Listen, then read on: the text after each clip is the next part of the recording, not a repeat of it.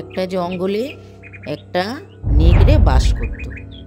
একদিন মাংস খেতে গিয়ে নেকড়ের গলায় মাংসের হাড় আটকে গেল। নেকড়ে তখন ভীষণ চিন্তায় পড়লো, গলায় মাংসের হাড় আটকে গেছে, এখন আমি কি করে বের করব? এ তো কিছুতেই বের হচ্ছে না।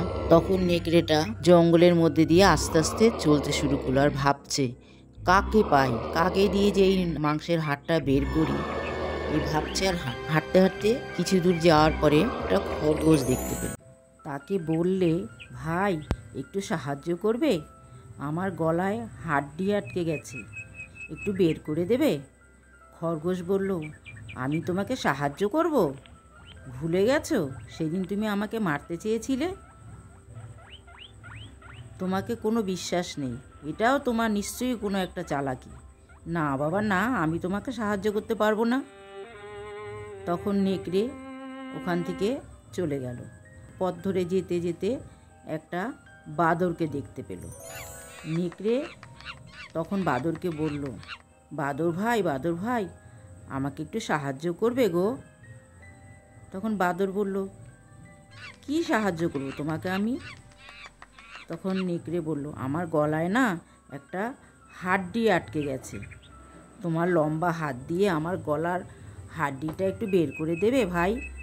তুমি তো আমার পুরনো বন্ধু, তুমি একটু দাও না গো। তখন বাদর বলল, দেখতে পাচ্ছ না আমি খাচ্ছি, খাওয়ার সময় যত সব ঝামেলা, তুমি যাও তো বাপু এখন এখান থেকে, আমাকে বিরক্ত করো না। নেকড়ে তখন মনের দুঃখে আবার হাঁটতে শুরু করলো আর ভাবলো, এই হাড্ডিকে আমি বের করতে পারবো না।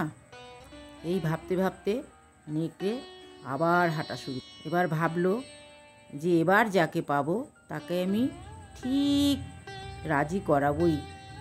এবার জঙ্গলের মধ্যে দিয়ে যাচ্ছে আর ভাবছে, কাকে দেখি।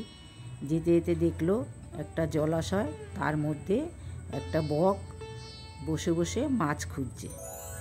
তখন নেকড়ে বককে বলল, বক ভাই, তুমি এত সুন্দর নদীর মধ্যে বসে একা একা মাছ খুঁজছো, তোমাকে কি আমি একটু সাহায্য করতে পারি? তখন বক মনে মনে ভাবলো, আবার বলল যে, তুমি আমাকে সাহায্য করবে? নিশ্চয়ই তোমার কোনো বদ মতলব আছে, নাইলে তুমি আমাকে সাহায্য করার কথা বলছো। তখন নেকড়ে বলল, না বক ভাই, আমার কোনো বদ মতলব নেই, তবে আমার গলায় একটা হাড্ডি আটকে গেছে, তো সেটাকে তোমার লম্বা ঠোঁট দিয়ে একটু বের করে দাও, আমি তোমাকে মাছ ধরা সাহায্য করব। তখন বক বলল, ও এই কথা, ঠিক আছে, তুমি যদি আমায় মাছ ধরা সাহায্য করো তাহলে তোমার হাড্ডিটা আমি বের করে দিচ্ছি। তখন বক তার লম্বা ঠোঁট দিয়ে নেকড়ের গলার হাড্ডিটা বের করে দিল। এবার বক বলল, ঠিক আছে, এবার তোমার হাড্ডিটা তো বের করে দিয়েছি, আমায় এবার মাছ ধরা সাহায্য করো। তখন নেকড়ে বলল, তুই আমার গলার হাড্ডি বের করে দিয়েছিস ঠিকই, কিন্তু তোকে তো এবার আমি খাবো। তুই যদি বাঁচতে চাস তাহলে এখান থেকে পালা, নাহলে কিন্তু তোকে আমি এক্ষুনি খেয়ে নেব।